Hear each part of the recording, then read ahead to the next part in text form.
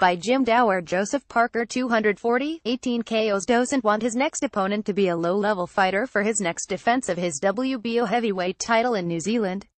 With a big-money unification fight against IBF WBA heavyweight champion Anthony Joshua on the horizon for next year, it's not likely that Parker's promoter is going to match him against someone that is a real threat to beating him from the WBO's top 15. The 25-year-old Parker has already defended his World Boxing Organization title twice against arguably poor opponents in Hughie Fury and Razvan Kojanu. Parker's fight against Hughie last month on September 23 was an all-time low, as Hughie spent the entire fight trying to elude Parker by running around the ring, and tying him up each time he would cut off the ring to initiate the action.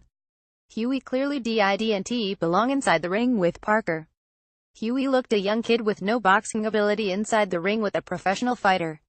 After that experience, you can understand fully why Parker wants his promoter David Higgins to pick someone good for him to fight. Parker will end up fighting one of the top 15 contenders in the WBO's ranking. These are several of the opponents that would be ideal for Parker: Kayotaro Fujimoto, Alexander Povetkin, and former WBA heavyweight champion Lucas Browne.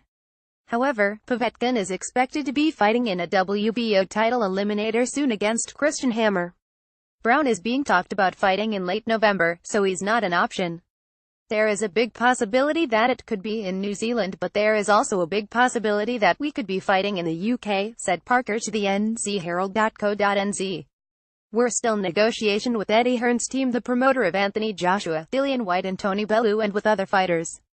I just want to fight big fights, fights that people want to watch. Eddie Hearn would love to match one of his Matchroom Sport fighters, Dillian Whyte or Tony Bellew, against Joseph Parker. That would be a fight that gives those two fighters a chance to take Parker's WBO title.